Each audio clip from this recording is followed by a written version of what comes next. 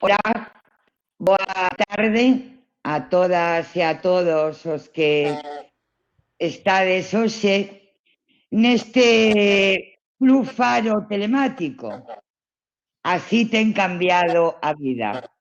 Pero quero comenzar dicindo que máis pronto que tarde estaremos xuntas e xuntos, poderemos voltarnos a abrazar, eu poderei sonreírlle directamente os ollos a Diego Piai, persoa a que quero profundamente, que respeto moito como historiador, arqueólogo e tamén como escritor, porque dá gusto como escribe Diego Piai. Diego Piai non conta historias, non conta datos históricos, fai unha historia da historia. En este caso, para falar do libro O Castelo de Soutomaior, un lugar cheo de historias, de este historiador, escritor e arqueólogo pontevedrés, que fala do castelo dende o seu inicio. Non solamente en Galicia, en calquer lugar do Estado español ou de toda Europa. Falar da historia de Europa é falar do Castelo de Soutomaior. Falar da historia de España é falar do Castelo de Soutomaior. Falar da historia de Galicia é falar do Castelo de Soutomaior. Falar da historia da provincia de Pontevedra, falar do Castelo de Soutomaior. Alí aconteceron grandes eventos, grandes actos, grandes cuestións que teñen que ver coa historia dende a Idade Media. É un castelo que as súas pedras falan de nós, falan de todo o que ten acontecido a nivel político, a nivel cultural, a nivel de evolución social, a nivel de posición das mulleres no mundo, das galegas e dos galegos como parte de unha historia compartida en toda España. Fala tamén da posibilidade de que Pedro Madruga foi Cristóbal Colón. Este castelo fala de unha historia maravillosa que merecía ser contada. A letra, a voz e a música desta historia a escribiu Diego Piai no libro O Castelo de Soutomaior, un lugar cheo de historia. É un libro publicado por Alvarellos Editora que a Deputación de Pontevedra ten apoiado. Para nós é fundamental que se coñeza a súa historia e que esa historia chegue a moitos lugares. De feito, o libro ya se está vendendo en Galicia, Madrid, Barcelona e, por suposto, no propio Castelo de Soutomaior. Polo tanto, moita xente coñecerá esta historia tan apasionante que sucedeu no Castelo de Idade Media ata os nosos días, pero tamén terá un efecto de atracción de xente a nosa provincia, ao noso castelo, a ese castelo maravilloso rodeado de un xardín de excelencia internacional.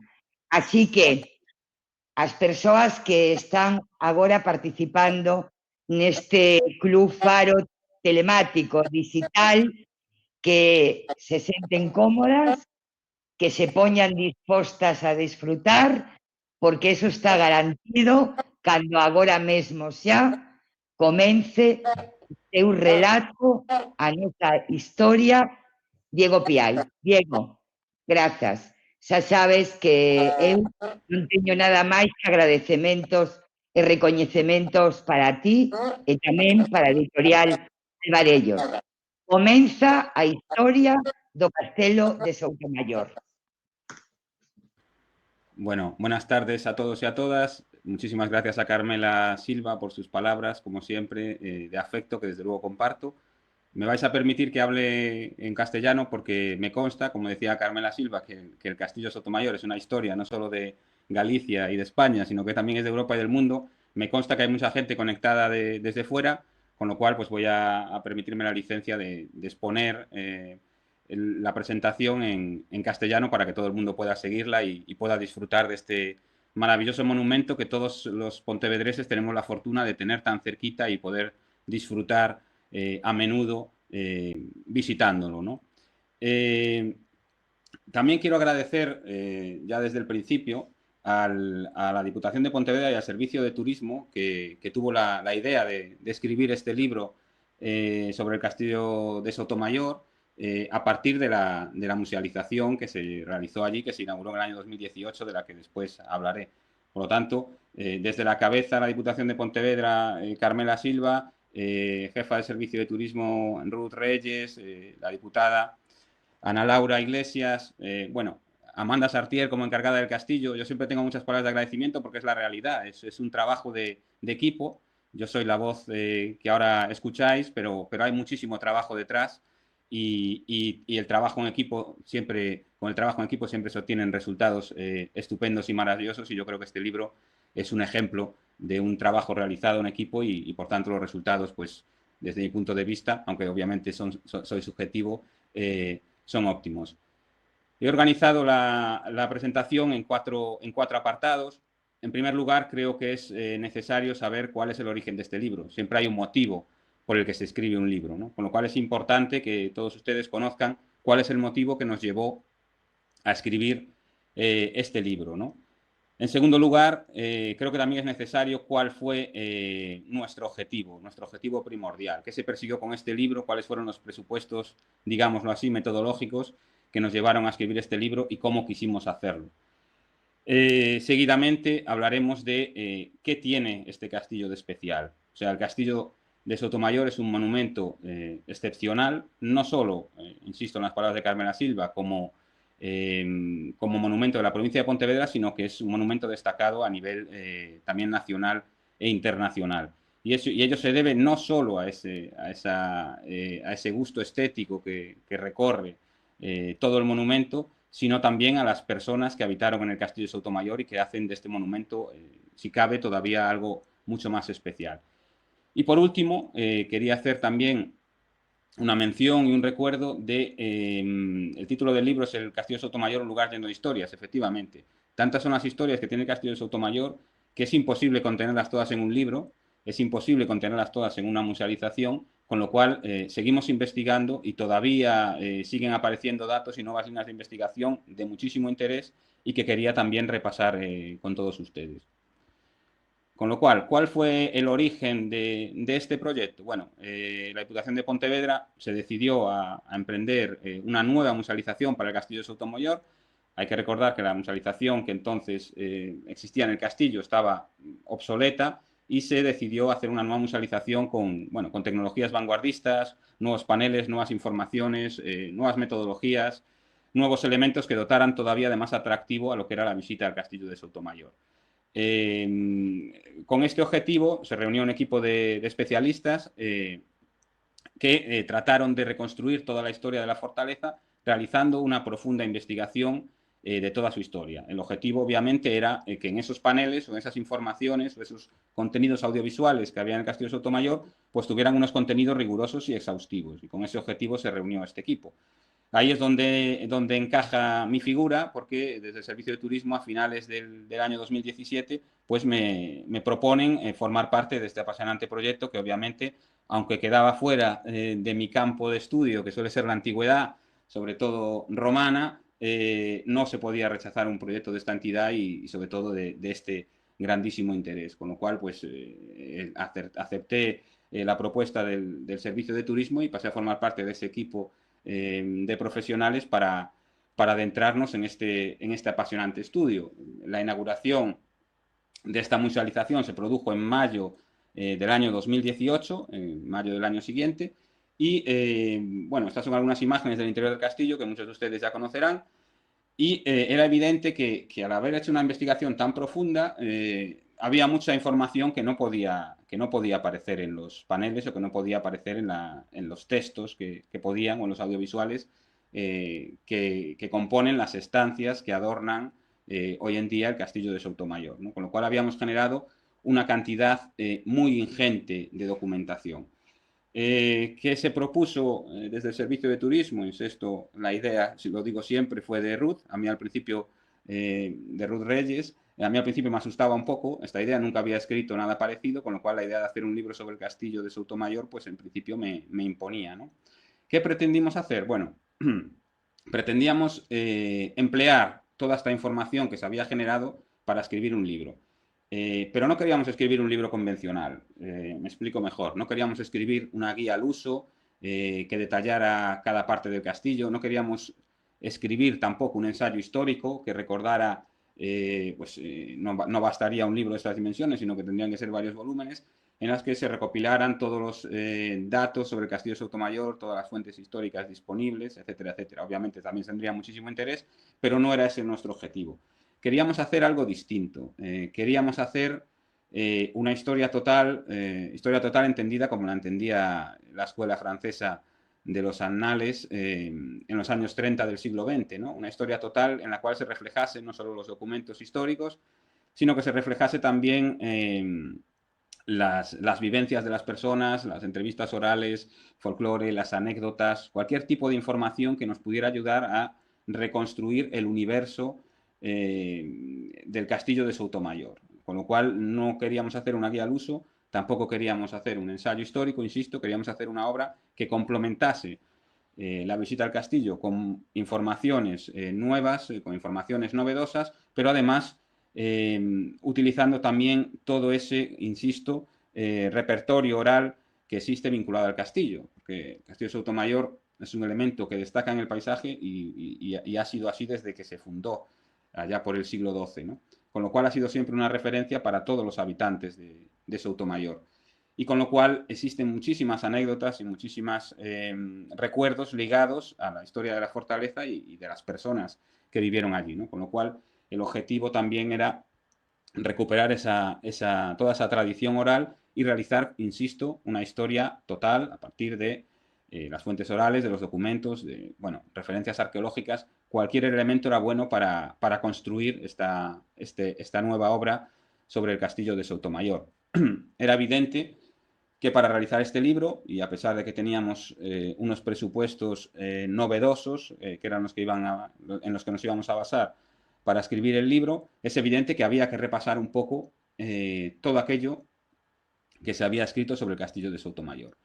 Y en este caso, pues no existen muchas obras teniendo en cuenta la monumentalidad del castillo de Soutomayor y su importancia para la historia, no solo de Pontevedra, sino del noroeste, incluso de España, ¿no? Teniendo en cuenta la importancia de este monumento, consideramos que la bibliografía no era demasiado extensa, ¿no?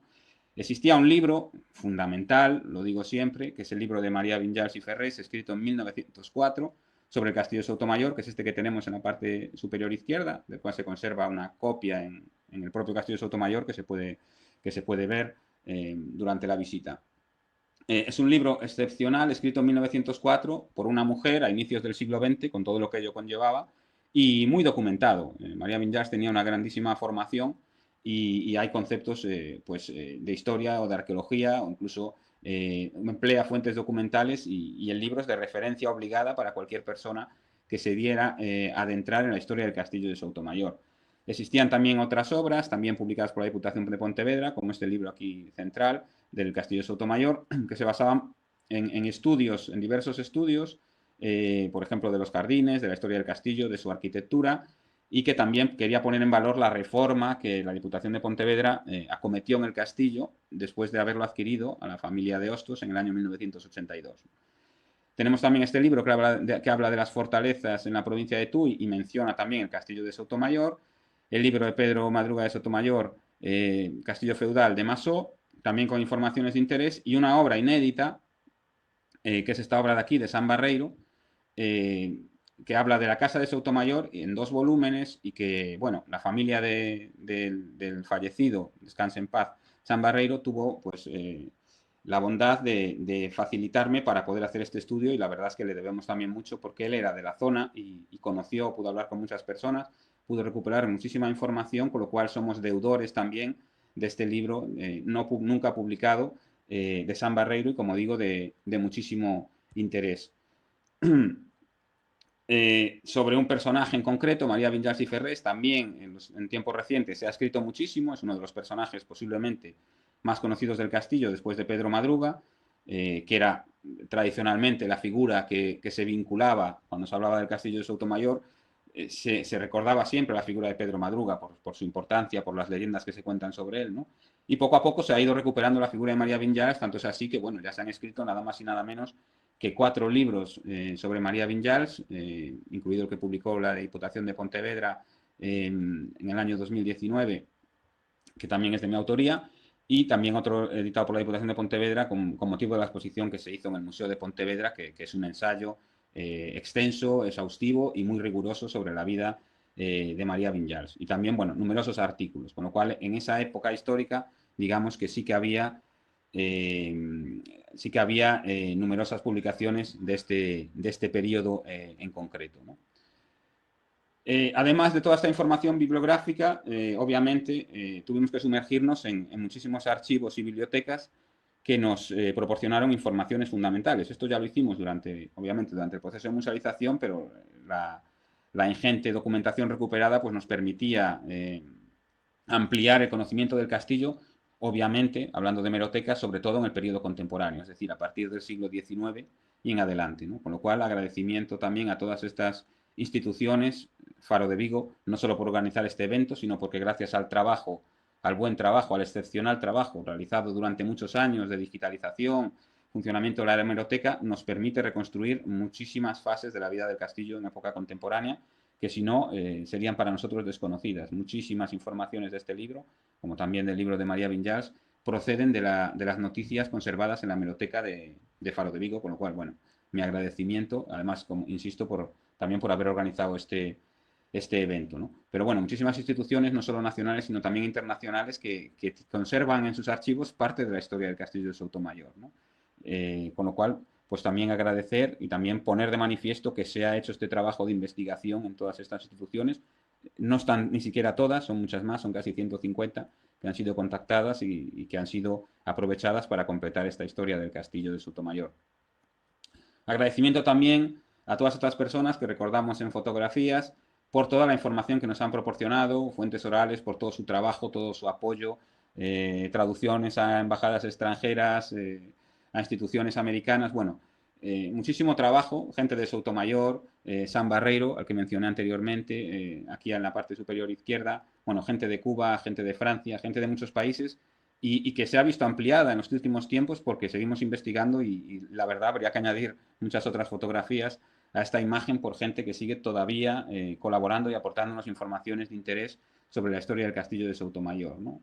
Todo esto tiene que ver, insisto, con esta preocupación por realizar una historia, como decía la Escuela de Anales, una historia total, ¿no? Una historia basada en las fuentes, basada en la bibliografía, basada en los recuerdos, basada en la arqueología, basada en cualquier tipo de información que podamos obtener para reconstruir la historia de este excepcional monumento que es el castillo de Soutomayor.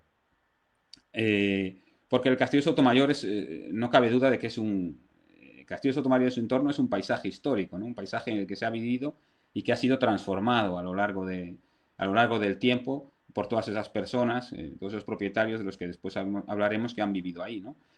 Todos estos elementos que vemos aquí pues recuerdan un poco esas transformaciones que se han producido en el castillo y en el propio paisaje, ¿no? Y que también merecen estudio, porque esta roca que tenemos en la parte inferior izquierda, llamada la Piedra de la Reina, tenemos fotografías del siglo XIX con personajes notorios sobre esa roca, ¿no? Y con el castillo de Sotomayor de fondo. La famosa fuente de la Marquesa, que se cree que representa los bustos del Marqués de la Vega de Armijo y su mujer Zenobia Vinyals. Puertas tapiadas en el castillo de Sotomayor que nos hablan de reformas.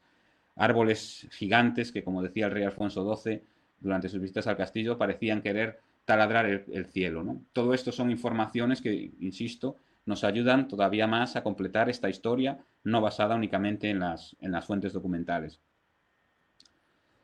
Insisto en esto que decía al principio, que el Castillo de Sotomayor es mucho más que un monumento, ¿no? Mucho más que un monumento y tiene la particularidad, con respecto a otros monumentos de la misma tipología, ¿no?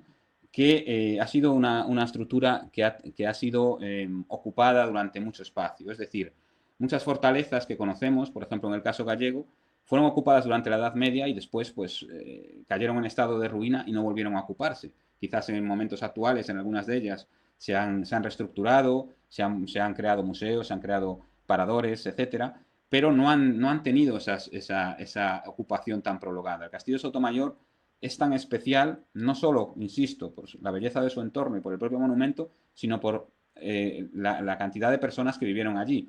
Desde época de su fundación en el siglo XII hasta el siglo XV, que podemos rastrear a la figura de Pedro Madruga, tenemos ahí unos años menos conocidos, y en el siglo XIX, gracias a la labor del Marqués de la Vega de Armijo, que tenemos aquí, que decidió crear allí su residencia veraniega, tenemos también vivencias desde 1870 hasta prácticamente, podemos decir, la actualidad, porque la musealización no deja de ser otra etapa importante dentro de la historia de ese monumento, con lo cual es un monumento cuya vida no termina en la Edad Media, en la Baja Edad Media, sino que va mucho más allá. Y eso hace, insisto, de este monumento algo muy especial, porque toda esa situación del Castillo de Sotomayor en el centro de núcleos habitados, con todas las leyendas y las historias que se contaban sobre los propietarios, con la labor de estos propietarios importantísima con respecto a estas poblaciones, pues hace, insisto, de este monumento algo casi sin parangón y desde luego muy especial, ¿no?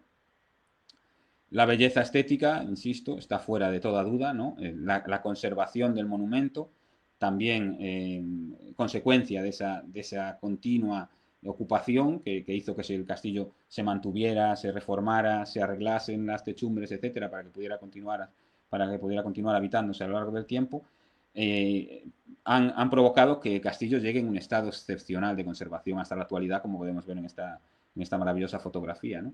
Pero además de este castillo está introducido en un excelente entorno, ¿no? En un entorno, desde luego, paradisíaco que hace, insisto, de este monumento, ya si solo estéticamente, aunque solo habláramos de la estructura del castillo y de su entorno, ya sería un monumento, desde luego, que merecería la pena visitar. Pero además tenemos todas estas historias vinculadas al castillo, que fue el precepto que se quiso inculcar en los paneles, en los audiovisuales, en todos los artilugios que se emplearon en la musealización, ¿no? El precepto básico de esta nueva musealización fue huir un poco de los discursos tradicionales que se realizaban en los castillos medievales, que se basaban sobre todo en el estudio pues, de la labor de los copistas durante la Edad Media, el desarrollo de actividades agrícolas, la guerra, las armaduras. Bueno, estas son las cosas que tradicionalmente se pueden encontrar en un castillo. Y en la nueva musealización lo que se pretendió es dotar a esos muros de vida y hablar de historias, hablar de las historias de esos personajes que vivieron en el castillo de Sotomayor. Y esto también le da una cierta originalidad, ¿no? Por esta intención, por este presupuesto que rigió todo el proceso de musealización. El primer personaje fundamental y por el que muchos de nosotros empezamos a conocer el castillo de Sotomayor, casi figura que no se puede desligar de la fortaleza, Pedro Madruga, ¿no? Pedro Madruga, con toda la importancia que tuvo durante ese siglo XV, con todas las leyendas que se cuentan sobre él. Yo todavía me emociono al hablar con determinadas personas de Sotomayor que todavía mencionan el famoso canto Viva la Palma, viva la Flor, viva Pedro Madruga de Sotomayor, lo recuerdan perfectamente, se cuentan leyendas sobre Pedro Madruga, sobre su historia, sobre sus batallas, en fin, es una figura que ha impregnado muchísimo a la gente de Sotomayor a lo largo de su historia, ¿no? Con lo cual es una figura que era más conocida, pero que no por ello dejamos de historiar, ¿no? La problemática que tenemos con Pedro Madruga, como con tantas otras figuras históricas, es que contamos con una serie de fuentes que hablan sobre su persona y que si esa serie de fuentes no se amplían con descubrimientos excepcionales, no tenemos posibilidad de ir mucho más allá de lo que actualmente sabemos, ¿no? A diferencia de las personas que viven en momentos posteriores, de las cuales pues contamos con fuentes orales, con testimonios escritos. Bueno, esto es bastante obvio, pero es así, ¿no? Lo que quiero decir con todo esto es que en relación a personajes como Pedro Madruga, obviamente el libro o la investigación no puede ofrecer muchos datos más de los que ya realmente se conocían a partir, por ejemplo, del pleito Tavera Fonseca o de las informaciones de Vasco da Ponte, ¿no? Que son dos de las fuentes principales para conocer los hechos de Pedro Madruga, ¿no? Aquí acompaño a esta presentación una de las frases que se recuerdan en el pleito Tavera Fonseca, que dice: vido el dicho señor Pedro Álvarez, después que fueron derrocados las dichas fortalezas, levantara, hiciera levantar la dicha fortaleza de Soutomayor que fuera derrocada, ¿no? Con este testimonio de este labrador en el pleito Tavera Fonseca, sabemos que Pedro Madruga realizó reformas en el castillo de Soutomayor tras las destrucciones operadas por los hermandiños durante el siglo XV, ¿no? Con lo cual es una información, la de este pleito Tavera Fonseca, fundamental y nos aporta informaciones sobre Pedro Madruga que, insisto, completan a lo que ya nos dice Vasco da Ponte, que habla de toda la familia de Pedro Madruga. En cualquier caso, uno de los personajes más ilustres al que en la nueva musealización se le ha dedicado nada más y nada menos que la torre del homenaje, con ese excepcional con ese excepcional videomapping que se puede ver en la torre del castillo de Soutomayor. Figuras fundamentales, dando un gran salto en la historia, ¿no? Desde ese siglo XV de Pedro Madruga hasta el siglo XIX, ¿no? Aunque también habría muchas cosas que recordar durante esos siglos, épocas de abandono, los duques de Sotomayor, planos antiguos que se conservan del castillo, información que recuerda María Vinyals de los siglos XV y XVI. Daríamos un gran salto a uno de los momentos que siempre se ha señalado como fundamental en la historia del castillo, que es el año 1870, cuando el marqués de la Vega de Armijo decide crear en esta fortaleza su residencia de verano. El marqués de la Vega de Armijo era un político de muchísima influencia, de muchísima importancia en su tiempo, había sido embajador en diversas cortes extranjeras y después de su matrimonio con Zenobia Vinyals y Ferrés, Zenobia Vinyals y Vargués, se trasladó al castillo de Sotomayor y fundó allí su residencia de verano, reformó el castillo y lo adaptó a la vida de un aristócrata, ¿no? Con lo cual, este hecho fue fundamental en la historia del castillo, porque permitió que el castillo se adecuara y se conservara.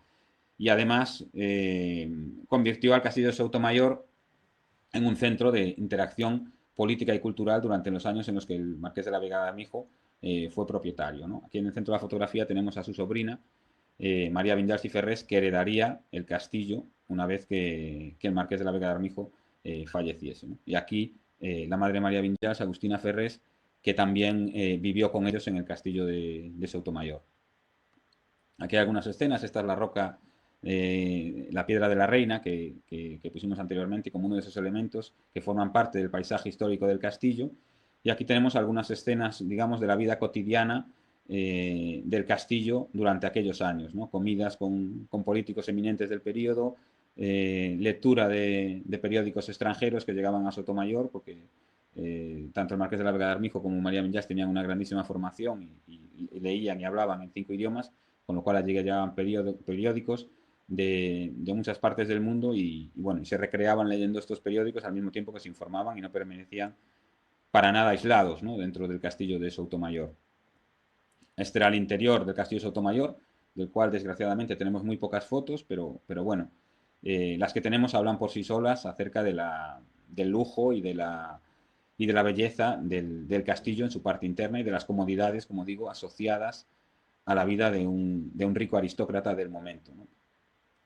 Y tenemos también algunos planos que también hemos incluido en el libro porque son fundamentales para conocer la utilidad de algunas de las dependencias que obviamente hoy en día funcionan o tienen la utilidad de acoger los diferentes elementos expositivos de la nueva musealización, pero que antaño, como digo, insisto, tuvieron otra funcionalidad.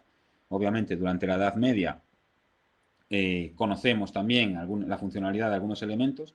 Sabemos además, podemos estudiar además a partir de las plantas, la evolución arquitectónica de la fortaleza a lo largo de la historia, surgiendo en un momento inicial, allá por el siglo XII, la torre del homenaje, después la otra torre, este cuerpo central, el primer recinto amurallado y posteriormente el segundo recinto amurallado, ¿no? Eso sería de forma muy resumida toda la evolución arquitectónica. Y aquí tenemos un plano de la planta baja en el cual se explica la utilidad de las diferentes estancias del palacio residencial durante el marquesado de Vega de Armijo, ¿no?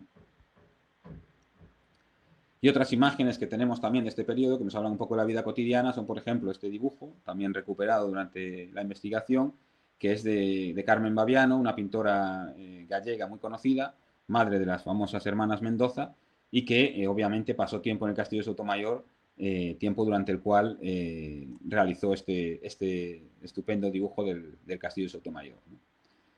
Cuando murió el Marqués de la Vega de Armijo en 1908, pasamos a hablar de otra propietaria que brilla por luz propia, que es su sobrina, María Vinyals y Ferrés, que se traslada al Castillo de Sotomayor en el año 1910 con su marido, Enrique Lluria, doctor cubano muy famoso en aquellos tiempos, y con toda su prole, ¿no? En común tuvieron a un hijo, que era Roger, y además tenían hijos ambos de matrimonios precedentes, ¿no?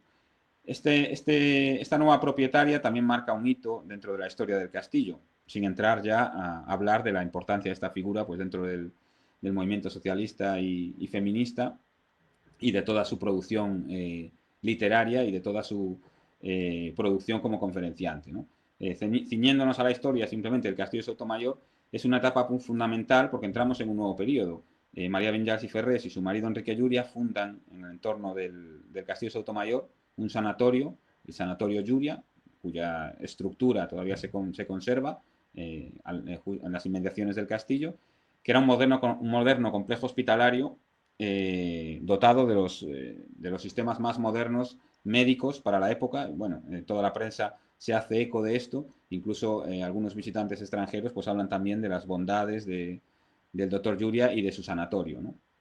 Se trasladan allí con toda su familia y pues hacen una vida también relacionada con el castillo, pero no abandonan también su vida intelectual, ¿no?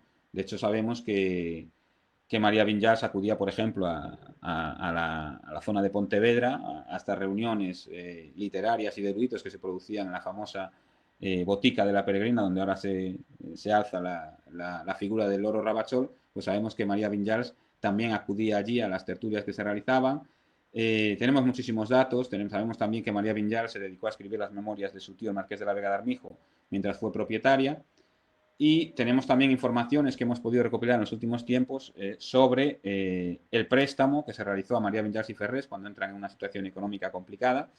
El préstamo que le realiza Wenceslao González Garra, que es este hombre que tenemos aquí, un villagarciano, un emprendedor villagarciano, que presta este dinero a María Vinyals porque no tienen dinero en realidad. El sanatorio entra en crisis y no tienen dinero para continuar adelante con el sanatorio, y empezamos a conocer algo de esta historia gracias a los descendientes con los que hemos contactado de Wenceslao González Garra, que tienen también muchísima información que aportar y también están entusiasmados con todo lo que es la historia del castillo y de esta familia que vivió en el castillo entre 1910 y 1917.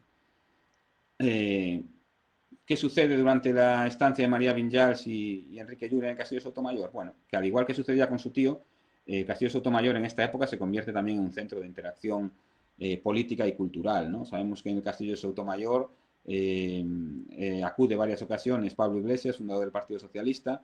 Sabemos que acude Castelao. Sabemos que acude Jules Bedrins, un famoso aviador que estaba sobrevolando con su aeroplano toda Europa en aquel periodo, y que también acude al Castillo de Sotomayor. Y sabemos que incluso el escultor Mariano Benlliure o el pintor Joaquín Sorolla Bastida acuden al Castillo de Sotomayor, con lo cual ese antiguo lustre que el Castillo de Sotomayor había tenido desde que el Marqués de la Vega de Armijo lo había convertido en su residencia veraniega, que se tradujo en la presencia de figuras eminentes de la sociedad, en la figura del rey Alfonso XII, se mantiene en época de María Vinyals con la presencia de estas figuras también eminentes durante el periodo en el que vivieron en el castillo, que, bueno, vuelvo a recordar, entre 1910 y 1917. Todos estos aspectos son también tratados en el libro, que tiene un capítulo específico dedicado a todas las visitas de personajes ilustres que se produjeron en el Castillo de Sotomayor a lo largo de su historia, ¿no? Estas son algunas imágenes del espectacular sanatorio que, que el doctor cubano Enrique Lluria y su mujer María Vinyals crearon en el Castillo de Sotomayor entre esos años 1910 y 1917. Se conservan de aquella época muchísimas postales propagandísticas del sanatorio, incluso también un excepcional panel de azulejos fabricado en Amberes, que también anunciaba en Vigo el castillo, el sanatorio Lluria. Y esta es una frase de María Vinyals que también rescatamos hace poco tiempo y que nos demuestra un poco la relación entre María Vinyals y Enrique Lluria, que años después de su muerte, Enrique Lluria fallece en Cuba en 1925, años después de su muerte, María Vinyals todavía recordaba con gran afecto al que había sido su compañero, con el que había compartido su existencia y sus vivencias fundamentales. Y en el diario, en el almanaque del socialista, dice María Vinyals en 1928, refiriéndose a su marido: ¿qué más diré? En vida fue para muchos una interrogación, un enigma. Le temían inconscientemente e inconscientemente le combatían, porque adivinaban en él una fuerza, un oculto poder que les parecía una amenaza, en este mundo de perpetua lucha, de combate por la existencia. Y así como muchos, desconociéndole, pero presintiendo su poder, inconscientemente le temían, otros, igualmente, ingenuamente, le admiraban, porque era una personalidad, una fuerza y podía suscitar admiración o envidia, pero no podía pasar indiferente. Leo también este pasaje porque la figura de Enrique Lluria supera las fronteras del Castillo de Sotomayor de Galicia y es una figura muy estudiada también en su patria de nacimiento, en Cuba, donde bueno, se realizan congresos, se dan conferencias, una placa recuerda el lugar donde nació, en fin, es una figura muy, muy importante, con lo cual es un vínculo constante entre el Castillo de Sotomayor y Cuba, la figura de Enrique Lluria y también de María Vinyals, porque también residió en Cuba, con lo cual, bueno, la historia de Enrique Lluria permite que el castillo viaje mucho, mucho más allá de Galicia, y en Cuba existe conocimiento de la vida de Enrique Lluria, del Castillo de Sotomayor y del sanatorio que se creó aquí, y están muy atentos a todas las publicaciones que se hacen sobre Enrique Lluria, su vida, sobre el Castillo de Sotomayor. Otro propietario, quizás menos conocido, pero también, que también tuvo una labor fundamental en la historia del Castillo de Sotomayor, fue Alberto do Pazo Segade. En el año 1917, como decía, María Vinyals y Enrique Lluria, asolados por las deudas, por los acreedores, con problemas también por sus ideales políticos que empezaban a despertar recelo, se habla incluso de sabotajes en el castillo de Sotomayor, con problemas, como digo, económicos, de índole política, abandonan el castillo de Sotomayor en 1917, el castillo sale a subasta pública, hay noticias de periódico que nos hablan de esta subasta, y tras una serie de propietarios que tienen el castillo de Sotomayor durante muy poco tiempo, el castillo llega a manos de Alberto do Pazo, ¿no?, que se dedicaba a la venta de propiedades inmobiliarias en la zona de Villagarcía, y que adquiere el castillo de Sotomayor y lo tiene en su posesión desde 1917 hasta 1935. Hemos podido hablar con descendientes de Alberto do Pazo Segade y podemos también conocer los trabajos que se realizaron en el entorno del castillo de Sotomayor, obras de saneamiento. Sabemos también que acudió Castelao a dar un meeting en el año 1931 con el Partido Galleguista en el castillo de Sotomayor, y sabemos también, tenemos datos sobre él, que nos hablan de una persona que tenía un grato recuerdo del Marqués de la Vega de Armijo, y todos los años celebraba una misa en honor del Marqués de la Vega de Armijo y de su mujer Zenobia Vinyals. Es un periodo también de cierta conflictividad, porque tras perder el castillo de Sotomayor, María Vinyals y Ferrés, su hijo de un primer matrimonio, Antonio Vinyals, entra un poco en conflicto con Alberto do Pazo Segade en relación a la venta de algunos elementos que formaban parte del castillo de Sotomayor, y no queda nada claro cómo desaparecen ciertos elementos del castillo. Como digo, hay un gran litigio entre ellos, se conservan incluso actas de juicios, vistas, reclamaciones, defensas de unos y otros, en fin, es un tiempo en cierto modo conflictivo. Pero lo cierto es que esa tradición oral que se conserva en el Castillo de Sotomayor está todavía muy viva, y las personas que viven en el entorno de Sotomayor y que incluso trabajan allí, ¿no? En los últimos días he tenido la oportunidad de hablar con Juan Albán, vecino de Soutomayor, descendiente de familias de jornaleros que durante años trabajaron al servicio de los propietarios del castillo. En su casa, desde que él era pequeño, siempre se recordaba y siempre se decía qué bueno era don Alberto Segade, do Pazo Segade, que era propietario del castillo, ¿no? Con lo cual, nuevamente, esa tradición oral que nos recuerda que Alberto do Pazo Segade, pues, tuvo siempre una actitud muy benigna, muy bondadosa para todos aquellos que trabajaban para él, y es también lícito recordarlo en la historia del Castillo de Soutomayor, en la historia de todos estos personajes que forman parte de su historia. Tras la figura de Alberto do Pazo Segade, pasamos a otro momento fundamental en la historia del Castillo de Soutomayor, que es el periodo en que la familia de Hostos se convierte en propietaria del castillo. Esto sucede en el año 1935 y la familia de Hostos tiene el castillo en su posesión hasta el año 1982, que es el año en el que lo vende a la Diputación de Pontevedra. Curiosamente son 47 años, desde 1935 a 1982, que son los mismos años que tuvo el castillo de Sotomayor el marqués de la Vega de Armijo y su descendiente María Vinyals y Ferrés, ¿no? Desde 1870 hasta 1917, ¿no? 47 años en los dos casos, coincidencias del destino. ¿Por qué es fundamental la época de la familia de Hostos? Bueno, es fundamental porque una vez que Alberto do Pazo Segade perdió el castillo de Soutomayor, también nuevamente en circunstancias extrañas, que todavía estamos investigando y que hay que esclarecer. El castillo había caído en una fase de abandono. Se dice incluso que había niños que cogían libros de la antigua biblioteca del Marqués de la Vega de Armijo, que se encontraba en la Torre del Conde, y los tiraban al pozo. Se decía que el cura de Sotomayor, Antonio Estevez, llevaba incluso a sus cerdos a comer en el patio de armas. Bueno, el castillo en definitiva había caído en un estado de abandono, que además, pues obviamente el paso del tiempo había producido que las techumbres del castillo empezaran a caerse, que el agua entrara en el castillo, en fin, estaba en un estado de abandono notable. También hay que recordar que la pérdida de capital de María Vinyals y Enrique Lluri había producido que se fueran poco a poco, paulatinamente, deshaciéndose de algunas de las fincas que configuraban ese entorno paradisíaco que envuelve a la mole granítica del castillo, ¿no? Con lo cual, cuando los Hostos compran el castillo de Soutomayor, digamos que había perdido parcialmente su antiguo lustre. Y es fundamental porque los Hostos vuelven a dotar al castillo de Soutomayor del esplendor de antaño, ¿no? Los Hostos se preocupan por comprar las fincas, paulatinamente, comprar todas esas fincas que María Vinyals había debido vender por necesidades económicas.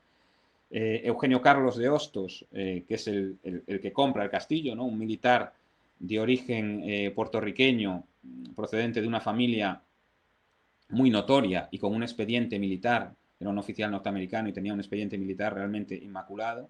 Esta persona que conoció el castillo de Soutomayor a través de sus viajes que realizaba a La Toja, y allá por el año 1920 empezó a hablar del castillo de Soutomayor y se interesó por comprar el castillo de Soutomayor, ¿no? Y volviendo al relato, una vez que lo compra, se preocupa de devolver su antiguo lustre al castillo, ¿no? Compra las fincas de su entorno, las puertas de la capilla que tenemos aquí representadas, unas puertas que ya existían en tiempos del Marqués de la Vega de Armijo y de las que hablan todas las crónicas de los periódicos, porque estaban realizadas en una sola pieza, representaban a San Pedro y San Pablo, y eran unas piezas que llamaban la atención, excepcionales, y que habían desaparecido en circunstancias extrañas del castillo de Soutomayor. Eugenio Carlos de Hostos y Ayala se desplazó hasta Barcelona, siguió la pista de estas puertas y las devolvió a su antiguo lugar en el castillo de Soutomayor. Reforzó los tejados del castillo y devolvió también a los jardines del castillo de Soutomayor su antiguo encanto e incluso lo incrementó plantando nuevas especies de árboles y de arbustos en todo el entorno del castillo de Soutomayor, incluso de camelias, que hoy también sabemos que es uno de los principales reclamos del castillo de Soutomayor. Con lo cual, insisto, es una familia fundamental. Pero es una familia fundamental no solo porque recuperó el monumento, ¿no? En el que, dicho sea de paso, no se residía ya, se residía en lo que había sido el Sanatorio Lluria. El castillo ya, a pesar de haberlo reformado y de que se le devolvió su lustre, no tenía las condiciones como para habitar en él, con lo cual residían en el antiguo Sanatorio Lluria. Pero digo que la familia de Hostos no solo se preocupó de reformar el castillo de Soutomaior y de embellecer su entorno, sino que también tuvo un rol fundamental en una época, como todos sabemos, muy compleja de la historia de España, ¿no?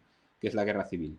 Y durante ese periodo los Hostos tuvieron un rol fundamental que todavía se recuerda en el pueblo de Soutomaior, todavía se recuerda su ayuda para construir el concello donando madera, todavía se recuerda su ayuda dando ropa, dando trabajo, dando dinero a vecinos de Soutomaior. En fin, una familia que dejó un hondo calado en el castillo de Soutomaior. Todavía en la iglesia parroquial hay sillones hay bancos que tienen grabados todavía los nombres de la familia de Hostos, ¿no? Y es un periodo en el que, aunque es menos conocido y también seguramente se deba al periodo en el que nos encontramos, el castillo siguió siendo un lugar por el que circulaban personas de gran importancia en el periodo, ¿no? Fíjense usted en esta noticia que tenemos aquí, que se pregunta si Greta Garbo se encontraba en Galicia y que existían rumores de que se encontraba en el castillo de Soutomaior. Estos rumores nunca fueron probados, pero se rumoreaba con que había pernoctado en el castillo de Soutomaior la famosa actriz Greta Garbo. Una pintora llamada Nelly Harvey, famosa por sus reproducciones de Velázquez en el Prado, representó a la única hija de la pareja, Sara de Hostos, la representó en un cuadro con el castillo de Soutomaior al fondo con dos de sus hijos, ¿no? Con dos de sus 4 hijos. Y también pasó tiempo en el castillo de Soutomaior. Otero Pedrallo pasó tiempo en el castillo de Soutomaior en tiempos de los Hostos, con lo cual nos encontramos en ese periodo entre 1935 y 1982, fecha de su venta a la Diputación de Pontevedra, con un nuevo periodo de enorme importancia y que, como decía la presidenta, insisto en sus palabras al inicial porque realmente resumen muy bien toda la historia del castillo, nos vienen a dar a entender nuevamente que el castillo no solo fue importante para la historia de Galicia, sino también para la historia de España, ¿no?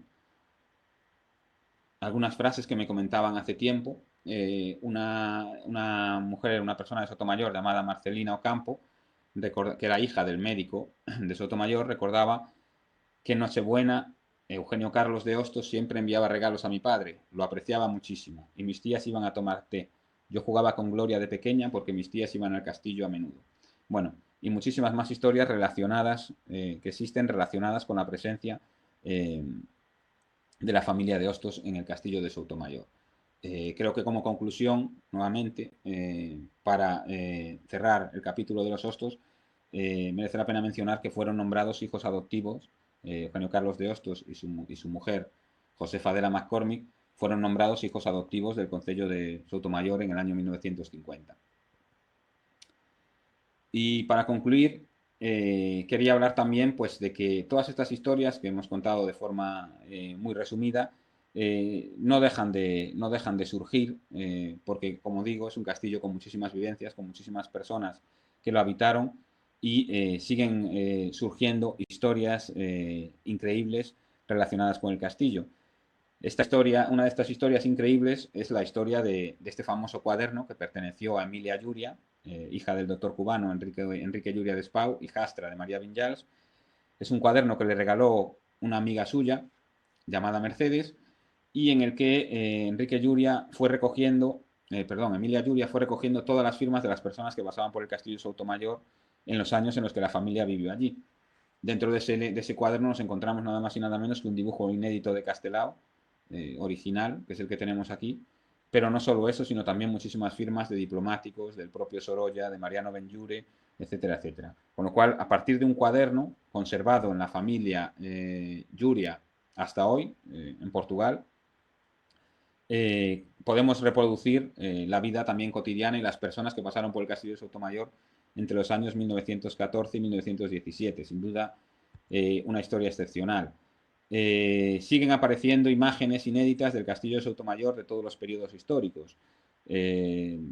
Una fotografía del castillo de Soutomaior en tiempos de los Hostos, en los cuales se ve una cancha de tenis en donde ahora se encuentra la carpa para celebrar las bodas. Una fotografía en blanco y negro donde se ve la alcoba del castillo de Soutomaior, que fue removida durante la reforma del castillo llevada a cabo por la Diputación en 1982 y en la que sabemos que María Vinyals y Enrique Lluria tenían sus encuentros amorosos. Esto no me lo invento yo, esto lo dicen Esto se menciona en una carta, y fotografías del castillo de Sotomayor una vez terminada la reforma de la Diputación, pero todavía sin ese, digamos, embellecimiento paulatino que ha sufrido el castillo en los últimos años y que hoy en día, pues, todavía el entorno del castillo está todavía mucho más embellecido con la presencia de jardines, de camelias y de nuevas especies arbóreas y arbustivas.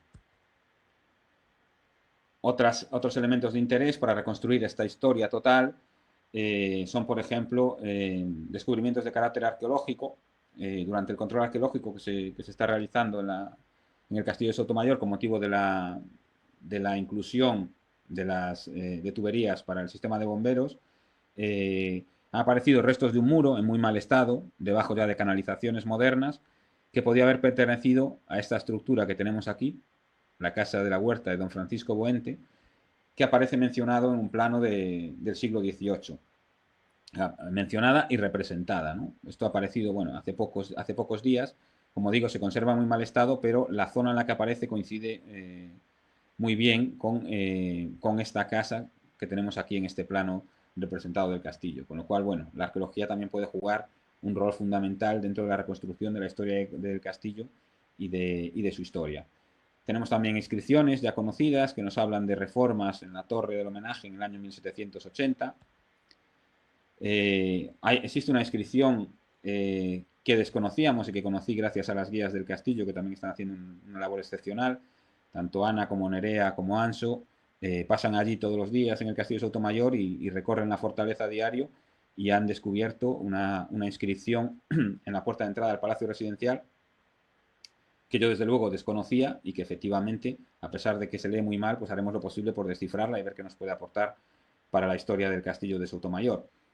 Y tenemos otra historia excepcional, que es la historia de Joaquín Sorolla, Joaquín Sorolla, nada más y nada menos, relacionada con el castillo de Sotomayor.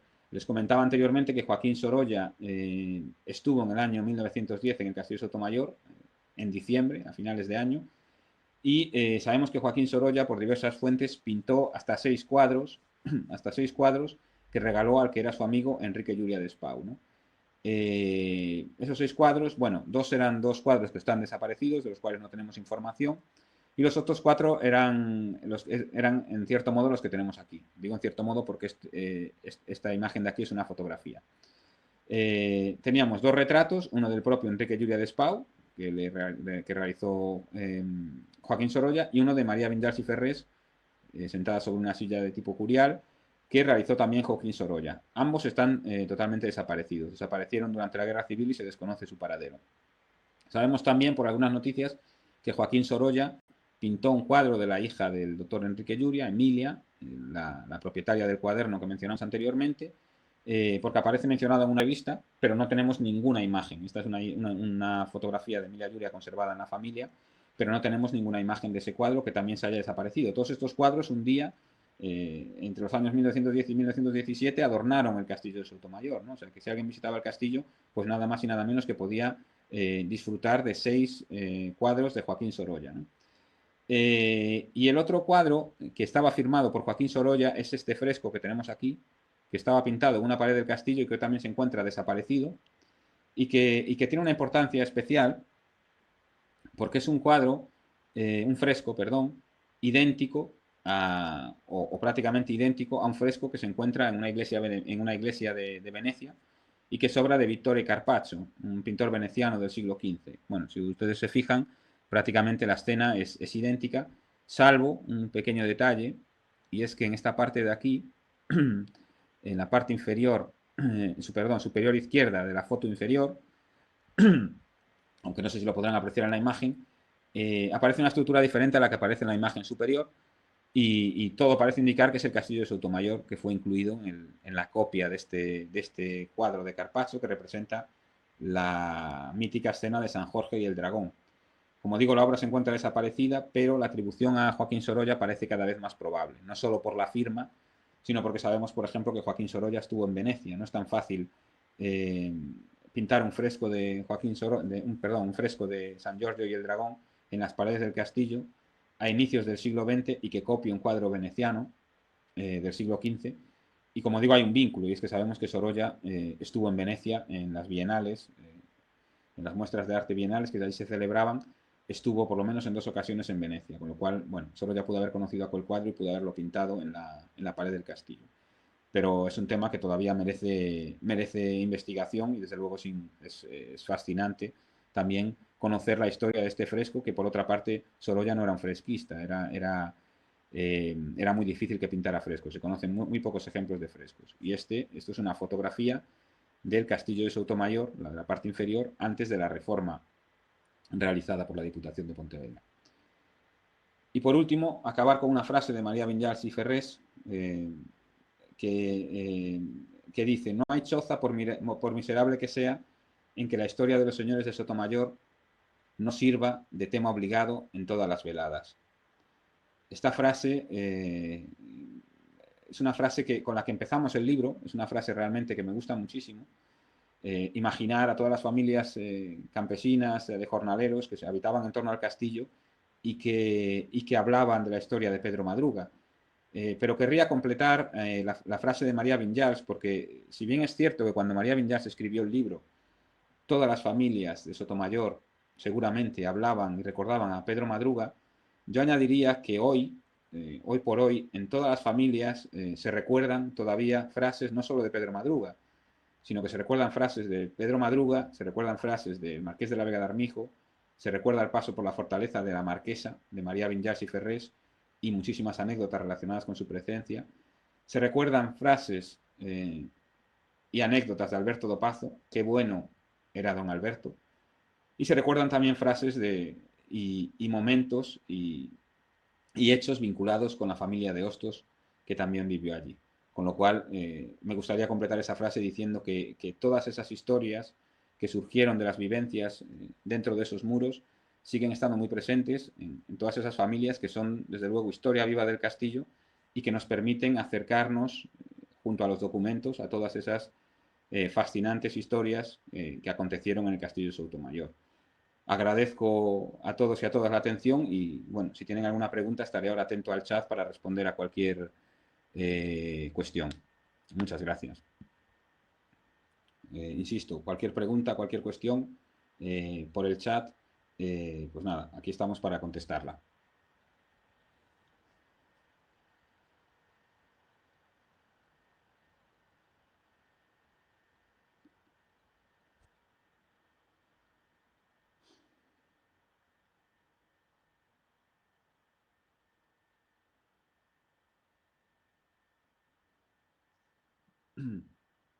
¿Preguntas?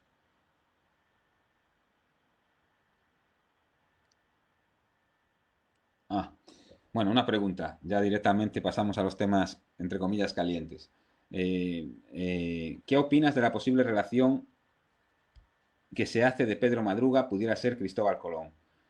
Bueno, esto es un tema enormemente complicado. Y yo como investigador, lo único que puedo decir es que merece un tratamiento cuidadoso y una investigación muy profunda. Creo que es evidente que existen muchísimos indicios que podrían apuntar a un origen gallego para Pedro Madruga y para Cristóbal Colón, o sea, que fueran la misma persona. Pero creo también que existen muchos problemas y muchas cuestiones difíciles de explicar, ¿no?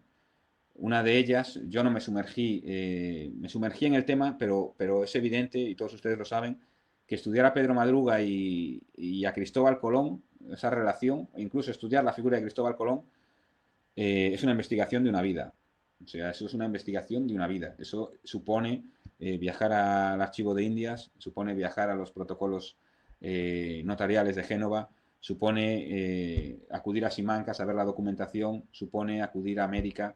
O sea, es una investigación muy profunda y es una gran responsabilidad, por otra parte, porque creo que tiene grandes implicaciones.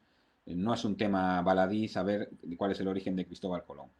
Yo creo que hay que tratar el tema con mucho cuidado y con mucho rigor y con mucha exhaustividad. Y que merece una investigación y merece incluso una publicación, pero después de años y años y años de trabajo. Yo cuando me interesé por esta cuestión, porque desde luego la cuestión, no cabe duda de que es apasionante, hubo una pregunta que me resultó difícil de contestar, ¿no? Insisto, también las cuestiones sobre el origen gallego, los topónimos empleados en América correspondientes a la ría de Pontevedra, el lenguaje con el que se expresaba Cristóbal Colón, la desaparición misteriosa y que coincide en la misma época. O sea, son cuestiones, desde luego, muy difíciles de explicar. Pero también es difícil de explicar por qué en los protocolos notariales de Génova se conserva una deuda contraída por Cristóbal Colón con una persona cuyo nombre no recuerdo, y en el testamento de Cristóbal Colón de Valladolid se menciona, después de su fallecimiento, que se pague esa deuda que se había contraído en Génova y que aparece mencionada en los protocolos notariales, ¿no? Bueno, con esto quiero decir que hay muchas cuestiones que tienen difícil respuesta. Con lo cual, insisto, creo que merece una investigación muy rigurosa antes de llegar a conclusiones precipitadas. O sea, creo que hay que ser muy riguroso con la cuestión. Creo que merece una investigación muy larga y realmente merecería la pena hacerla, desde luego, porque creo que para también, oye, si realmente se pudiera demostrar de forma fehaciente que Cristóbal Colón tenía un vínculo con Galicia, pues sería muy importante saberlo, pero insisto, como investigador hay que ser exhaustivo y hay que ser riguroso. Y creo que no siempre se es exhaustivo y riguroso, y hay que serlo para poder tomar una decisión y poder decirlo de forma definitiva o poder tratar de dar una hipótesis certera, hay que hacerlo. Porque también les digo que de la misma manera que hay gente en Galicia que asegura que Cristóbal Colón es gallego, hay gente en Génova que asegura que es genovés, hay gente en Valencia que asegura que era un judío, hay gente en Mallorca que asegura que era de Mallorca, hay gente en Londres que asegura que era de Londres, con lo cual es evidente que hay gente en Portugal, investigadores que aseguran que es portugués, con lo cual es una investigación abierta y merece la pena, desde luego, profundizar con rigor, con exhaustividad y mucha historia. Bueno, Carlos Neira pregunta, ¿el fresco de Joaquín Sorolla estaba aún en su lugar cuando la adquirió la Diputación de Pontevedra? Todos los indicios parecen indicar que sí que se encontraba allí. Tanto los testimonios de los hostos como testimonios de gente que participó en las obras de 1982 indican que sí. El problema que existió con este cuadro, con este fresco, perdón, es que hubo una consulta que se realizó al Museo Sorolla sobre la autenticidad del cuadro. Y el problema es que el Museo Sorolla contestó a esta cuestión sin acudir al Castillo de Sotomayor. Con lo cual, claro, ni siquiera se tenía conocimiento de que Sorolla había estado en el Castillo de Sotomayor, con lo cual muchas veces se decía que se deducía que el castillo, que Sorolla no había podido pintar el fresco simplemente porque no había estado en el castillo y que la firma podía ser pues falsificada, ¿no? El problema es cuando nos empezamos a encontrar que Sorolla sí que estuvo en el Castillo de Sotomayor y otros vínculos, ¿no? Espero poder decir muy pronto más cosas sobre este tema, porque la investigación está bastante avanzada. Lo que pasa es que, igual que en el tema de Colón, hay que ser riguroso y exhaustivo y cuando se dice algo, decirlo con conocimiento de causa y después de haber realizado una investigación meticulosa. Emilia Pardo Bazán, Noelia pregunta, ¿Emilia Pardo Bazán estuvo en el castillo alguna vez? ¿Alguna otra mujer famosa? Bueno, estuvo María Cristina, la reina de Alfonso XII, perdón, la mujer de Alfonso XII, la reina. Emilia Pardo Bazán estuvo en el castillo de Sotomayor, además con su hija, y existen testimonios en la prensa que lo recuerdan y que incluso visitaron las instalaciones del Sanatorio Llúria, visitaron el castillo de Sotomayor y existe incluso correspondencia entre María Vinyals y Emilia Pardo Bazán porque compartían muchos intereses de carácter social y sobre todo el interés por la educación de las mujeres, ¿no? María Vinyals defendía la importancia de la educación de la mujer como modo fundamental para lograr su emancipación. Y en esto fundó diversas asociaciones y fundaciones, de las que formaba parte también, entre otras, Emilia Pardo Bazán, con lo cual había bastante relación. Incluso se conservan postales del Sanatorio Llúria que pertenecieron a Emilia Pardo Bazán, creo recordar. Es cierto que el apellido Madruga viene de una leyenda en la que se encuentra que tenía maestrados a sus gallos, los cuales tenían maestrados y que cacareaban muy temprano. Bueno, esa es una de las famosas leyendas de cuando Pedro Madruga acude a aquel encuentro con el conde de Rivadavia y acude antes de que cantara el gallo, con lo cual, pues a partir de ahí se le apodó como Madruga, ¿no? Es una de las leyendas que se cuentan y que han llegado hasta nosotros, con lo cual sí, es cierto, es cierto que existe esa leyenda de que Pedro Madruga era muy madrugador. Gracias por responder. Bueno, aquí estamos para lo que sea, ¿eh? Cualquier cosa en la que os pueda aportar algo, desde luego que no, que para eso estamos. Alberto pregunta, ¿qué opinión tiene de la restauración realizada por la Diputación en el castillo? Me imagino que, Alberto, que te refieres a la restauración realizada en 1982, no a la musealización realizada en el 2017. Si me lo puedes confirmar. Bueno, te respondo, porque me imagino que cuando hablas de restauración te refieres a la restauración de 1982. Bueno, vamos a ver. En primer lugar, hay que ubicar las cosas en su contexto. La de 1982, vale. Bueno, Alberto me confirma que se está refiriendo a la restauración realizada por la Diputación de Pontevedra en el Castillo en el año 1982. Le decía que en primer lugar hay que ubicar las cosas en su contexto, ¿no? Yo como arqueólogo muchas veces decimos que en el pasado, en el siglo XIX, no se excavaba bien, no se excavaba con metodología y que por eso se produjeron pues, interpretaciones erróneas, se pierde mucha documentación y se pierden muchos datos sobre una excavación arqueológica. Me gustaría a mí saber qué van a decir dentro de 30 o de 40 años sobre las excavaciones arqueológicas que hacemos ahora, que nosotros creemos que son metodológicamente cuasi perfectas, ¿no? Entonces, primero, ubicar las cosas en su contexto. Ubicándolas en su contexto, a pesar, vamos a decirlo así, a pesar de ubicarlas en su contexto, eh, a mí hay cosas que no comparto. No comparto. Me imagino que en aquel momento pues, se reunió una comisión de expertos en la materia y decidieron realizar la reforma o la restauración con un determinado criterio. El criterio en el que se insiste en el libro de la Diputación de Pontevedra, que habla que habla largamente sobre esta restauración, se habla de que la Diputación de Pontevedra siguió el criterio, o la restauración, siguió el criterio de devolver el castillo a su época o a su aspecto medieval, ¿no? Entonces, la cuestión era que si se quería devolver el castillo a su aspecto medieval, ello implicaba eliminar algunos elementos que el Marqués de la Vega de Armijo, principalmente, había añadido al castillo, ¿no? Uno de ellos era esa famosa escalera que llevaba hasta la alcoba que se encontraba en la Torre del Homenaje. Otra era una capilla que se encontraba en el castillo, en el interior del castillo de Sotomayor. Una sensacional escalera, de la cual conservamos alguna fotografía que se encontraba también y que conducía a la capilla.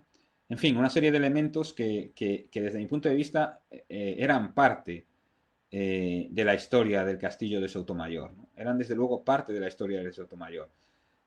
Mucha gente recuerda ya, porque bueno, digo mucha gente recuerda porque yo en 1982 tenía 3 años, con lo cual pues puedo juzgar a partir de lo que otras personas cuentan. Mucha gente recuerda que los artesonados y las ventanas del castillo pues que eran de una factura muy buena y que efectivamente, como comentas Alberto, pues que se ubicaron unas ventanas que no eran de lo más adecuadas o que desde luego no estaban en consonancia con el resto del castillo. Bueno, pues es posible, es muy posible.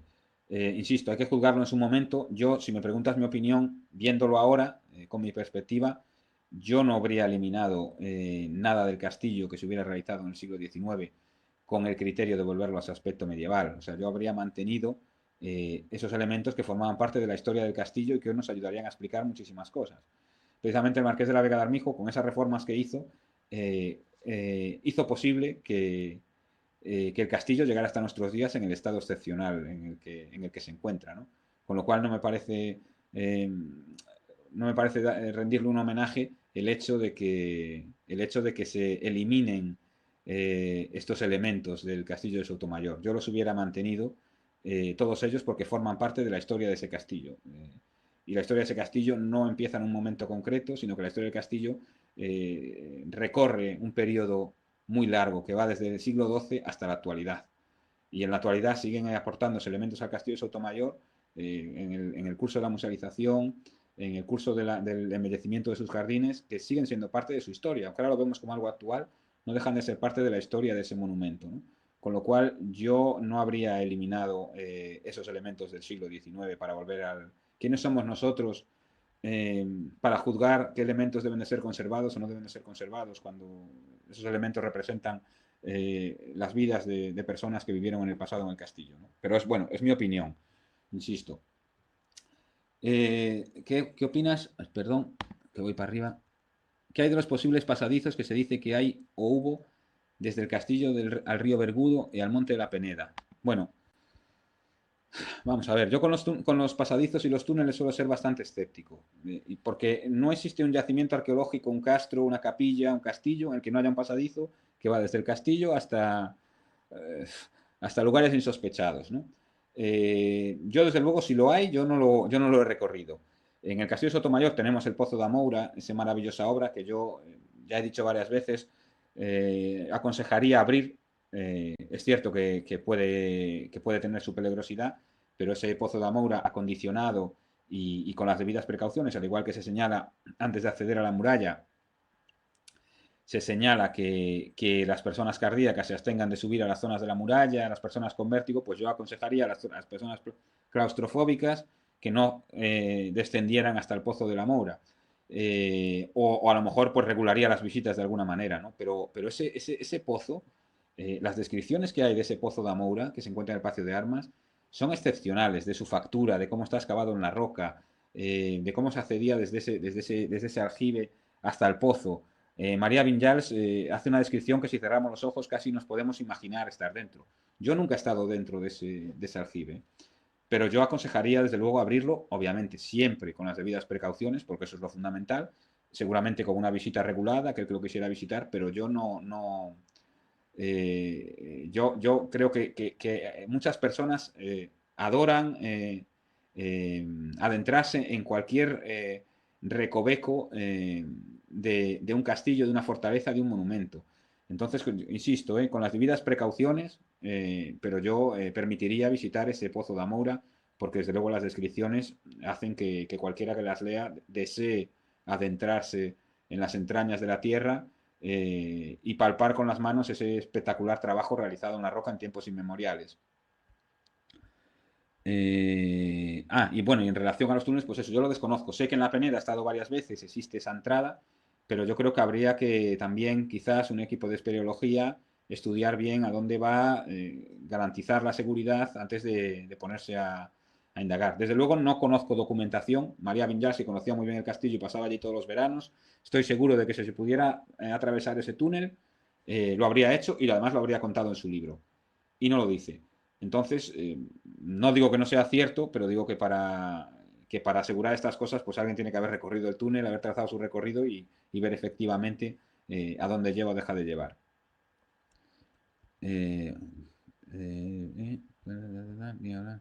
Simón hizo que ya yo de pequeño tuve suerte de bajar a él con mi padre. ¿De qué época es la silla de la reina? Buena pregunta. Yo las primeras, Noelia, ¿de qué época es la silla de la reina? Yo la primera noticia que tengo de la silla de la reina es del siglo XIX, ¿no? Incluso los escalones están excesivamente marcados y poco erosionados como para considerar que sea de momentos anteriores. Es un elemento que destaca muchísimo en el paisaje,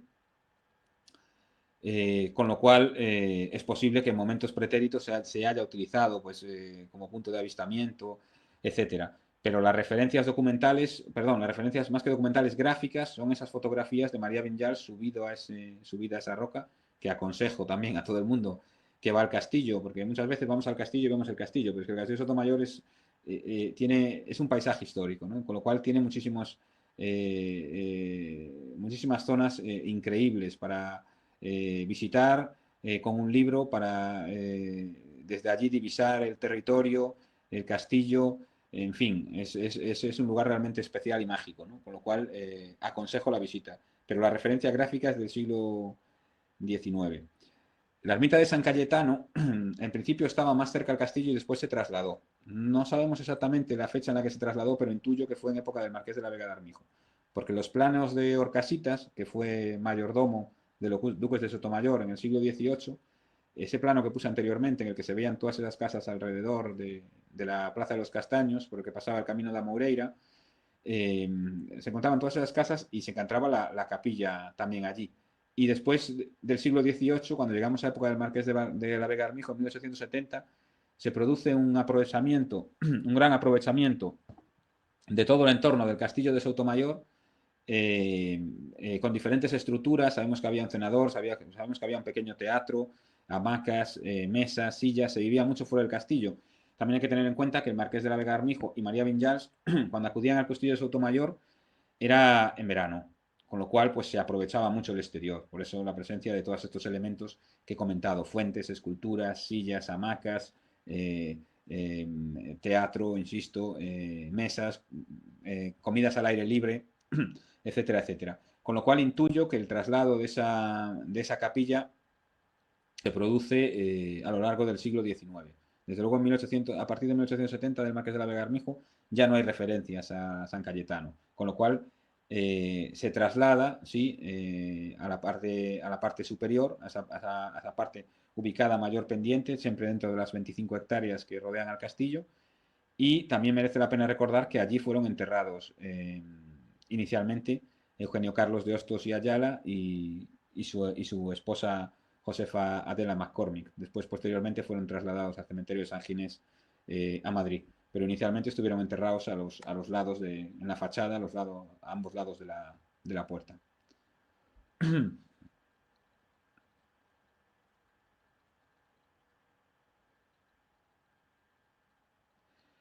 Noelia, es una buena pregunta. Es una buena pregunta. Bueno, la fiesta de San Cayetano hay referencias también desde el siglo XIX. No sé, supongo que será muy anterior, pero desde el siglo XIX hay referencias. Y evidentemente, Noelia, tienes razón. También visitar la capilla, que siempre se encuentra cerrada. ¿Por qué no? Desde luego. Yo insisto en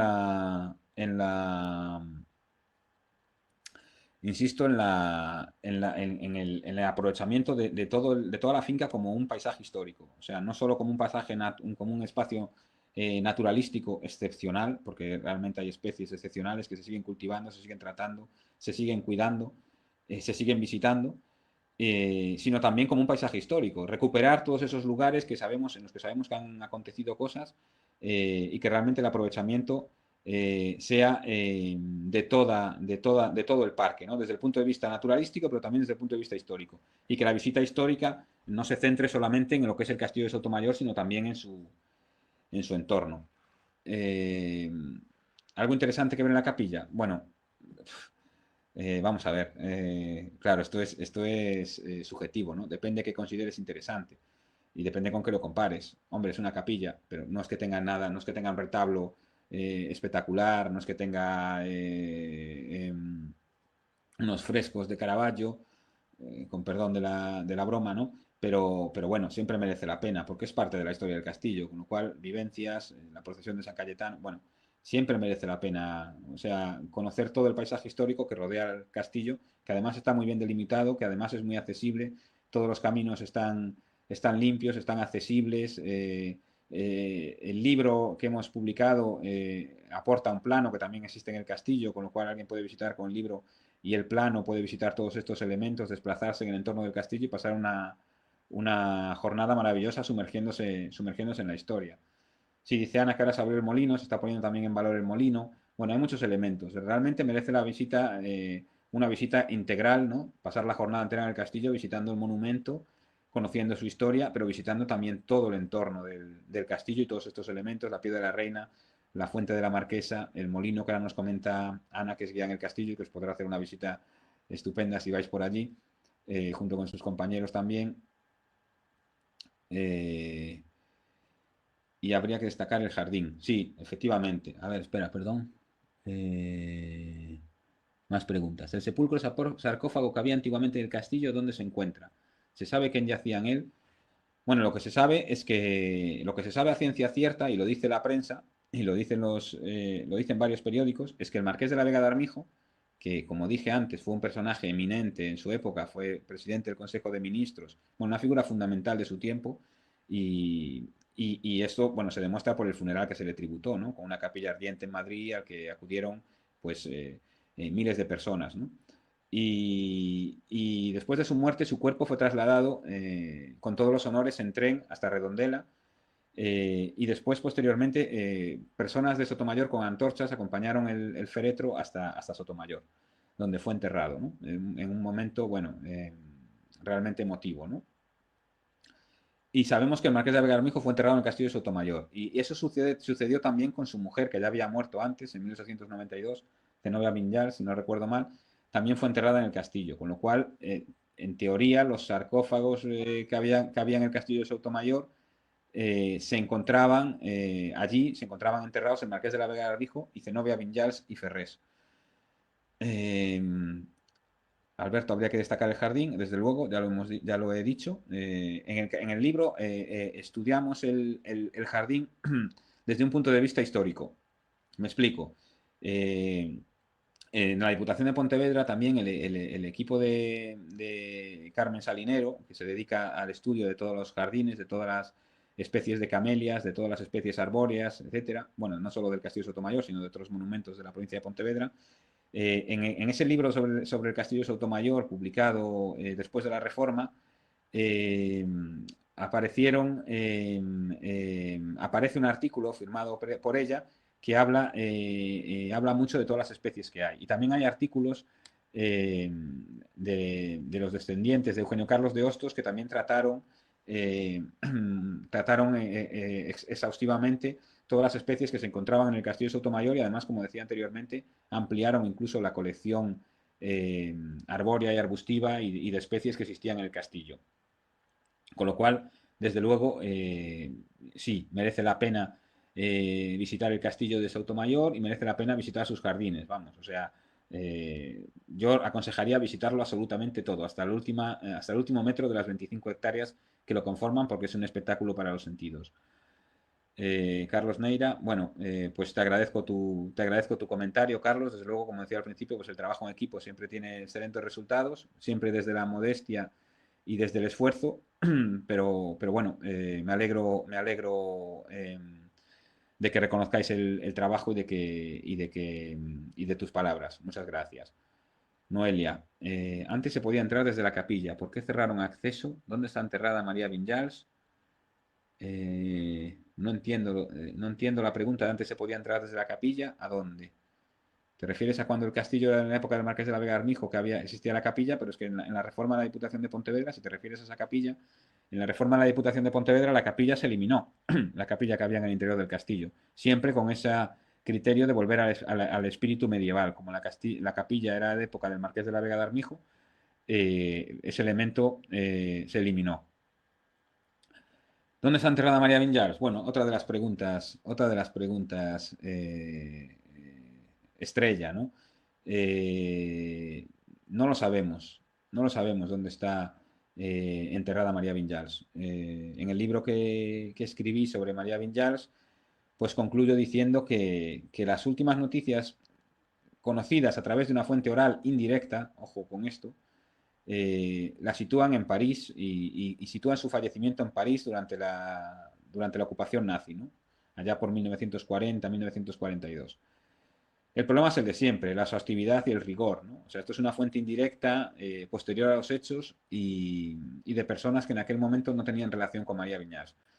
Con lo cual, no podemos darla por cierta. Desgraciadamente, en todas las informaciones que se han, como pasa muchas veces, se dice algo y a partir de ese momento pues todo el mundo lo toma de forma crítica y ya se repite la historia hasta la saciedad y nadie vuelve a comprobar si realmente esa historia es cierta. En el caso de María Vinyals sucede esto, ¿no? Se dijo, este autor, Philippot, que escribió El secreto de María Vinyals, dijo que había hablado con una descendiente de Enrique Llúria Irureta-Goyena, hijo de Enrique Llúria de Espau. Esta descendiente parece ser que le dijo que María Vinyals había muerto en París y él lo escribió en su libro. A partir de ahí, todos los autores han repetido que posiblemente murió en París y si consultáis cualquier página web en Internet, prácticamente todas dicen que murió en París. Pero la realidad es que nosotros hemos buscado en todas partes. Hemos contactado con la Prefectura de Policía de París, que conserva archivos sobre los fallecidos en París. Hemos consultado archivos en Internet que conservan todas las muertes en París entre los años 1935 y 1950, todas por distritos. Hemos hablado con la embajada, con el consulado, hemos contactado con la Cruz Roja, con fundaciones de todo tipo y no hay ni rastro de María Vinyals en París. Es que no hay ni posibilidad de ubicarla en París. Lo que sabemos de María Vinyals es que en 1935 desaparece. Es cierto que estaba en unas condiciones económicas muy malas y había dejado de ser pues la marquesa de Ayerbe, había dejado de ser ese personaje tan importante en la sociedad madrileña, que aparecía mencionada en todo periódico que se publicaba, se hablaba de María Vinyals, de su belleza, de su inteligencia, de sus capacidades intelectuales, y de repente en 1935 deja de hablarse de María Vinyals y estaba en unas condiciones, como digo, económicas muy malas. Pero bueno, hay que profundizar en por qué se deja de hablar de ella, si realmente es por las condiciones o realmente es que en esa fecha fallece ya. En cualquier caso, hay situaciones que la ubican en... Hay informaciones que la ubican en Cuba, hay personas que la ubican en París, hay personas que la ubican en Portugal, pero realmente no tenemos ninguna información de María Vinyals desde 1935. Hay una noticia que dice que se publica en Cuba y que dice que la última información conocida sobre María Vinyals es que estaba viajando a México invitada por Belén de Sárraga, que era otra conocida feminista en el momento. El problema que tenemos es que Belén de Sárraga no se encontraba en México en aquella época, o así me lo han confirmado en el acervo diplomático de México, que también hemos contactado, ¿no? Lo que nos han dicho es que no hay datos de que Belén de Sárraga se encontrara allí, no hay datos de que María Vinyals llegara allí, no hay billetes de barco que ubiquen a María Vinyals en México, ni que la desplacen de España. No tenemos nada, con lo cual, como historiadores, ¿murió en París? No hay certeza. Hay una fuente oral, indirecta, que lo dice, pero no tenemos ningún tipo de certeza. Lo que tenemos que pensar, y yo creo que hay que recapacitar, es por qué en 1935 María Vinyals desaparece por completo. ¿Realmente es porque estaba en la miseria? También estaba en la miseria en 1934, en 1933, en 1932, en 1931. Desde que regresa de Cuba en 1928 está en la miseria. Y se sigue hablando de ella. Y en 1935 deja de hablarse. ¿Por qué? Quizás estaba muerta ya en 1935. Bueno, creo que hay que seguir investigando. Lo estamos haciendo, ¿eh? Porque la historia, desde luego, para mí, desde mi punto de vista, no está acabada, no está cerrada. No es que sea el aspecto fundamental de su vida, su lugar de fallecimiento y su fecha de fallecimiento, pero es como que la historia no está acabada, ¿no? Entonces, pues seguimos investigando el tema y ojalá tengamos novedades que daros en breve en forma de libro, de artículo en Faro de Vigo, si tienen a bien publicarlo, que seguramente sí, estoy convencido, porque siempre han tenido interés en difundir todos estos aspectos culturales. Y entonces, pues nada, seguiremos informando, como se suele decir. Alberto, gracias Diego, tendré que leer tu libro de manera tranquila para saber más del castillo y su historia. Bueno, pues encantado. Y de todas maneras, contactarme sin ningún tipo de problema para cualquier pregunta que tengáis sobre el castillo, porque estaré encantado de responderla. Como habréis podido deducir, la historia me apasiona y cuando a alguien algo le apasiona, pues desea hablar de ello, compartirlo, comunicarlo, urbi et orbi. He disfrutado mucho de tus palabras y se ve la pasión que demuestras por el castillo. Mi enhorabuena a ti y al equipo en general. Muchas gracias. Bueno, gracias a vosotros. Noelia, se podía acceder al recinto desde una puerta próxima a la capilla. Bueno, yo he estado allí hace poco y ahora no se puede. Hay un camino que cierra toda la finca y no se puede, y lo cual es recomendable porque hay que un poco es necesario regular un poco los accesos al castillo de Sotomayor, ¿no? A un monumento de esta entidad con las especies que atesora, naturalísticas, en fin, es necesario regular un poco el ingreso, obviamente, con lo cual hoy en día ese antiguo camino no existe, está todo el muro cerrado. A ver, eh, está todo cerrado, insisto, y solo se puede acceder, si no recuerdo mal, me pueden corregir las guías, por dos puntos, ¿no? Pero para el público creo que solo por la parte de abajo, por donde está la cafetería. Ana, tus libros me encantaron. Bueno, ya tendremos ocasión de hablar en el castillo cuando queráis y que siempre es un placer. Y Noelia, muchas gracias por compartir todo tu saber. Bueno, ya sabes, solo sé que no sé nada, ¿no? Que decían los antiguos. O sea, yo encantado de hablar del castillo siempre. Ramón, hijo de Sara de Hostos, pues un placer teneros aquí. Aprovecho para agradeceros públicamente, entre comillas, aunque estemos en este formato. Eh, os agradezco toda la información que me proporcionasteis para el libro. y vuestro interés porque se recupere la historia. Yo estoy desde luego encantado, así que un placer. A ver si la pandemia va pasando, va remitiendo y podemos conocernos de persona porque sería un enorme placer.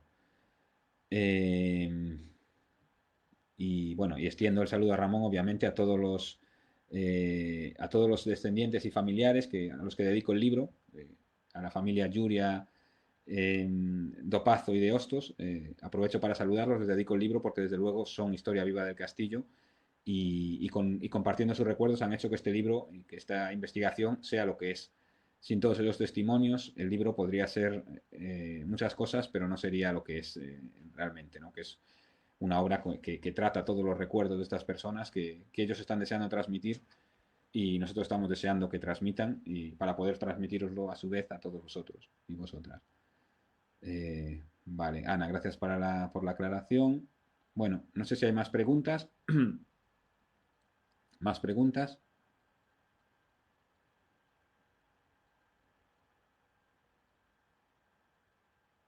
No hay más preguntas. Bueno, pues nada, de nuevo agradecer a todos y a todas el haber escuchado esta conferencia.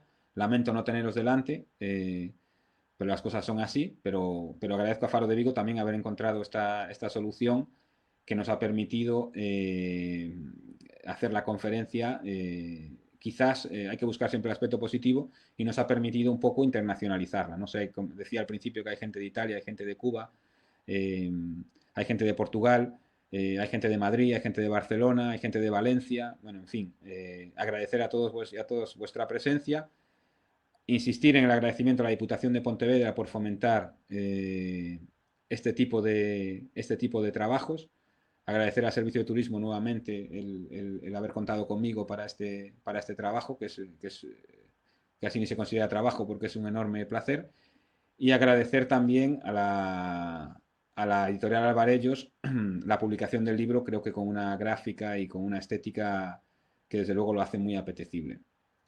Bueno, saludo a todos y a todas y lo dicho, para cualquier información sobre el castillo, pues yo en todo lo que os pueda ayudar estaré totalmente disponible. Gracias, Francesco, desde Navarra, un fuerte abrazo, e ci vediamo presto. Gracias, Mercedes, gracias a todos y a todas. Interrumpimos la conexión porque quizás la gente yo podría estar hablando toda la noche, y todo el día de mañana, pero seguramente la gente de Faro pues también me habían dado un horario más o menos y tenemos que ir, supongo que tendremos que ir acabando. Así que nada, reitero mi agradecimiento a todos y a todas. Y hasta pronto.